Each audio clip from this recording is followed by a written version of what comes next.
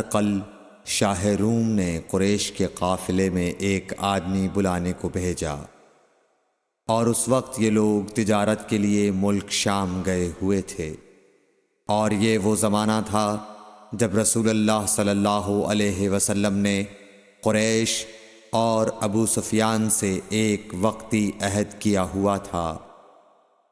جب ابو سفیان اور دوسرے لوگ ہرقل کے پاس ایلیا پہنچے جہاں ہرقل نے دربار طلب کیا تھا، اس کے گرد روم کے بڑے بڑے لوگ، علماء، وزراء و امراء بیٹھے ہوئے تھے۔ ہرقل نے ان کو اور اپنے ترجمان کو بلوایا، پھر ان سے پوچھا کہ تم میں سے کون شخص مدعی رسالت کا زیادہ قریبی عزیز ہے؟ ابو سفیان کہتے ہیں کہ میں بول اٹھا کہ میں اس کا سب سے زیادہ قریبی رشتہ دار ہوں۔ یہ سن کر ہرقل نے حکم دیا کہ اس ابو سفیان کو میرے قریب لا کر بٹھاؤ اور اس کے ساتھیوں کو اس کی پیٹھ کے پیچھے بٹھا دو۔ پھر اپنے ترجمان سے کہا کہ ان لوگوں سے کہہ دو کہ میں ابو سفیان سے اس شخص یعنی محمد صلی اللہ علیہ وسلم کے حالات پوچھتا ہوں، اگر یہ مجھ سے کسی بات میں جھوٹ بول دے تو تم اس کا جھوٹ ظاہر کر دینا۔ ابو سفیان کا قول ہے کہ خدا کی قسم اگر مجھے یہ غیرت نہ آتی کہ یہ لوگ مجھ کو جھٹلائیں گے تو میں آپ صلی اللہ علیہ وسلم کی نسبت ضرور غلط گوئی سے کام لیتا۔ خیر، پہلی بات جو ہرقل نے مجھ سے پوچھی وہ یہ کہ اس شخص کا خاندان تم لوگوں میں کیسا ہے؟ میں نے کہا وہ تو بڑے اونچے عالی نسب والے ہیں۔ کہنے لگا اس سے پہلے بھی کسی نے تم لوگوں میں ایسی بات کہی تھی؟ میں نے کہا نہیں۔ کہنے لگا اچھا اس کے بڑوں میں کوئی بادشاہ ہوا ہے؟ میں نے کہا نہیں۔ پھر اس نے کہا بڑے لوگوں نے اس کی پیروی اختیار کی ہے یا کمزوروں نے؟ میں نے کہا نہیں، کمزوروں نے۔ پھر کہنے لگا اس کے تابعدار روز بڑھتے جاتے ہیں یا کوئی ساتھی پھر بھی جاتا ہے؟ میں نے کہا نہیں۔ کہنے لگا کیا اپنے اس دعوی نبوت سے پہلے کبھی کسی بھی موقع پر اس نے جھوٹ بولا ہے؟ میں نے کہا نہیں، اور اب ہماری اس سے صلح کی ایک مقررہ مدت ٹھہری ہوئی ہے، معلوم نہیں وہ اس میں کیا کرنے والا ہے۔ ابو سفیان کہتے ہیں میں اس بات کے سوا اور کوئی جھوٹ اس گفتگو میں شامل نہ کر سکا۔ ہرقل نے کہا کیا تمہاری اس سے کبھی لڑائی بھی ہوئی ہے؟ ہم نے کہا کہ ہاں۔ بولا پھر تمہاری اور اس کی جنگ کا کیا حال ہوتا ہے؟ میں نے کہا لڑائی ڈول کی طرح ہے، کبھی وہ ہم سے میدان جنگ جیت لیتے ہیں اور کبھی ہم ان سے جیت لیتے ہیں۔ ہرقل نے پوچھا وہ تمہیں کس بات کا حکم دیتا ہے؟ میں نے کہا وہ کہتا ہے کہ صرف ایک اللہ ہی کی عبادت کرو، اس کا کسی کو شریک نہ بناؤ، اور اپنے باپ دادا کی شرک کی باتیں چھوڑ دو، اور ہمیں نماز پڑھنے، سچ بولنے، پرہیزگاری اور صلہ رحمی کا حکم دیتا ہے۔ یہ سب سن کر پھر ہرقل نے اپنے ترجمان سے کہا کہ ابو سفیان سے کہہ دے کہ میں نے تم سے اس کا نسب پوچھا تو تم نے کہا کہ وہ ہم سے عالی نسب ہے، اور پیغمبر اپنی قوم میں عالی نسب ہی بھیجے جایا کرتے ہیں۔ میں نے تم سے پوچھا کہ دعوی نبوت کی یہ بات تمہارے اندر اس سے پہلے کسی اور نے بھی کہی تھی؟ تو تم نے جواب دیا کہ نہیں۔ تب میں نے اپنے دل میں کہا کہ اگر یہ بات اس سے پہلے کسی اور نے کہی ہوتی تو میں سمجھتا کہ اس شخص نے بھی اسی بات کی تقلید کی ہے جو پہلے کہی جا چکی ہے۔ میں نے تم سے پوچھا کہ اس کے بڑوں میں کوئی بادشاہ بھی گزرا ہے؟ تو تم نے کہا کہ نہیں۔ تو میں نے دل میں کہا کہ ان کے بزرگوں میں سے کوئی بادشاہ ہوا ہوگا تو کہہ دوں گا کہ وہ شخص اس بہانے اپنے آباء و اجداد کی بادشاہت اور ان کا ملک دوبارہ حاصل کرنا چاہتا ہے۔ اور میں نے تم سے پوچھا کہ اس بات کے کہنے یعنی پیغمبری کا دعویٰ کرنے سے پہلے تم نے کبھی اس کو دروغ گوئی کا الزام لگایا ہے؟ تم نے کہا کہ نہیں۔ تو میں نے سمجھ لیا کہ جو شخص آدمیوں کے ساتھ دروغ گوئی سے بچے وہ اللہ کے بارے میں کیسے جھوٹی بات کہہ سکتا ہے۔ اور میں نے تم سے پوچھا کہ بڑے لوگ اس کے پیرو ہوتے ہیں یا کمزور آدمی؟ تم نے کہا کمزوروں نے اس کی اتباع کی ہے، تو دراصل یہی لوگ پیغمبروں کے متبعین ہوتے ہیں۔ اور میں نے تم سے پوچھا کہ اس کے ساتھی بڑھ رہے ہیں یا کم ہو رہے ہیں؟ تم نے کہا کہ وہ بڑھ رہے ہیں، اور ایمان کی کیفیت یہی ہوتی ہے حتیٰ کہ وہ کامل ہو جاتا ہے۔ اور میں نے تم سے پوچھا کہ آیا کوئی شخص اس کے دین سے ناخوش ہو کر مرتد بھی ہو جاتا ہے؟ تم نے کہا نہیں۔ تو ایمان کی خاصیت بھی یہی ہے، جن کے دلوں میں اس کی مسرت رچ بس جائے وہ اس سے لوٹا نہیں کرتے۔ اور میں نے تم سے پوچھا کہ آیا وہ کبھی عہد شکنی کرتے ہیں؟ تم نے کہا نہیں۔ پیغمبروں کا یہی حال ہوتا ہے، وہ عہد کی خلاف ورزی نہیں کرتے۔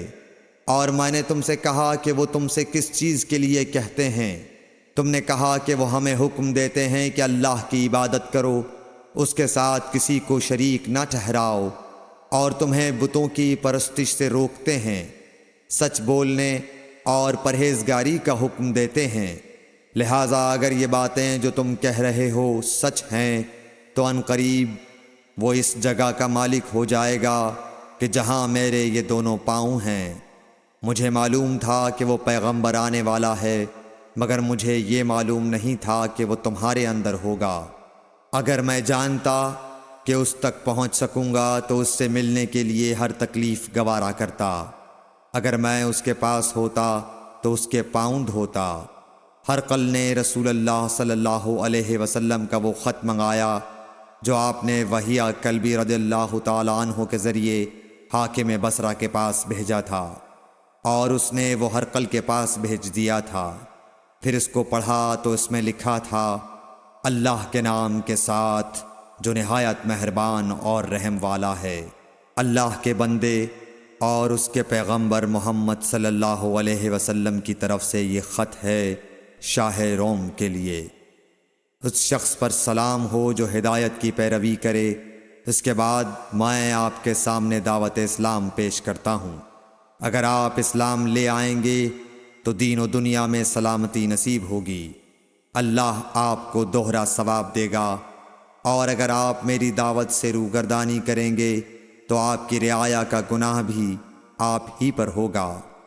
اور اے اہل کتاب، ایک ایسی بات پر آ جاؤ جو ہمارے اور تمہارے درمیان یکساں ہے، وہ یہ کہ ہم اللہ کے سوا کسی کی عبادت نہ کریں اور کسی کو اس کا شریک نہ ٹھہرائیں، اور نہ ہم میں سے کوئی کسی کو خدا کے سوا اپنا رب بنائے۔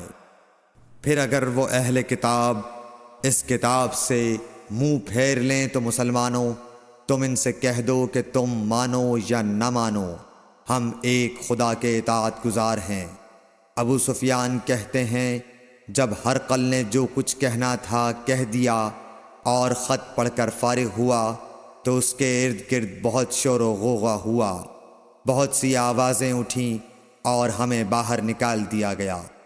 تب میں نے اپنے ساتھیوں سے کہا کہ ابو کبشہ کے بیٹے حضرت صلی اللہ علیہ وسلم کا معاملہ تو بہت بڑھ گیا۔ دیکھو تو اس سے بنی اصفر روم کا بادشاہ بھی ڈرتا ہے۔ مجھے اس وقت سے اس بات کا یقین ہو گیا کہ حضور صلی اللہ علیہ وسلم ان قریب غالب ہو کر رہیں گے، حتیٰ کہ اللہ نے مجھے مسلمان کر دیا۔ راوی کا بیان ہے کہ ابن ناطور ایلیا کا حاکم ہرقل کا مصاحب اور شام کے نصارہ کا لاٹ پادری بیان کرتا تھا کہ ہرقل جب ایلیا آیا ایک دن صبح کو پریشان اٹھا تو اس کے درباریوں نے دریافت کیا کہ آج ہم آپ کی حالت بدلی ہوئی پاتے ہیں، کیا وجہ ہے؟ ابن ناطور کا بیان ہے کہ ہرقل نجومی تھا، علم نجوم میں وہ پوری مہارت رکھتا تھا۔ اس نے اپنے ہم نشینوں کو بتایا کہ میں نے آج رات ستاروں پر نظر ڈالی تو دیکھا کہ ختنہ کرنے والوں کا بادشاہ ہمارے ملک پر غالب آ گیا ہے۔ بھلا اس زمانے میں کون لوگ ختنہ کرتے ہیں؟ انہوں نے کہا کہ یہود کے سوا کوئی ختنہ نہیں کرتا، سو ان کی وجہ سے پریشان نہ ہوں۔ سلطنت کے تمام شہروں میں یہ حکم لکھ بھیجیے کہ وہاں جتنے یہودی ہوں سب قتل کر دیے جائیں۔ وہ لوگ انہی باتوں میں مشغول تھے کہ ہرقل کے پاس ایک آدمی لایا گیا جسے شاہ غسان نے بھیجا تھا۔ اس نے رسول اللہ صلی اللہ علیہ وسلم کے حالات بیان کیے۔ جب ہرقل نے سارے حالات سن لیے تو کہا کہ جا کر دیکھو وہ ختنہ کیے ہوئے ہے یا نہیں۔ انہوں نے اسے دیکھا تو بتلایا کہ وہ ختنہ کیا ہوا ہے۔ ہرقل نے جب اس شخص سے عرب کے بارے میں پوچھا تو اس نے بتلایا کہ وہ ختنہ کرتے ہیں۔ تب ہرقل نے کہا کہ یہی محمد صلی اللہ علیہ وسلم اس امت کے بادشاہ ہیں جو پیدا ہو چکے ہیں۔ پھر اس نے اپنے ایک دوست کو رومیہ خط لکھا اور وہ بھی علم نجوم میں ہرقل کی طرح ماہر تھا۔ پھر وہاں سے ہرقل حمص چلا گیا۔ ابھی حمص سے نکلا نہیں تھا کہ اس کے دوست کا خط اس کے جواب میں آ گیا۔ اس کی رائے بھی حضور صلی اللہ علیہ وسلم کے ظہور کے بارے میں ہرقل کے موافق تھی کہ محمد صلی اللہ علیہ وسلم واقعی پیغمبر ہیں۔ اس کے بعد ہرقل نے روم کے بڑے آدمیوں کو اپنے حمص کے محل میں طلب کیا اور اس کے حکم سے محل کے دروازے بند کر لیے گئے۔ پھر وہ اپنے خاص محل سے باہر آیا اور کہا، اے روم والو، کیا ہدایت اور کامیابی میں کچھ حصہ تمہارے لیے بھی ہے؟ اگر تم اپنی سلطنت کی بقا چاہتے ہو تو پھر اس نبی صلی اللہ علیہ وسلم کی بیعت کر لو اور مسلمان ہو جاؤ۔ یہ سننا تھا کہ پھر لوگ وحشی گدھوں کی طرح دروازوں کی طرف دوڑے مگر انہیں بند پایا۔ آخر جب ہرقل نے اس بات سے ان کی یہ نفرت دیکھی اور ان کے ایمان لانے سے مایوس ہو گیا تو کہنے لگا کہ ان لوگوں کو میرے پاس لاؤ۔ جب وہ دوبارہ آئے تو اس نے کہا، میں نے جو بات کہی تھی اس سے تمہاری دینی پختگی کی آزمائش مقصود تھی، سو وہ میں نے دیکھ لی۔ تب یہ بات سن کر وہ سب کے سب اس کے سامنے سجدے میں گر پڑے اور اس سے خوش ہو گئے۔ بالآخر ہرقل کی آخری حالت یہی رہی۔ صحیح بخاری حدیث نمبر 7۔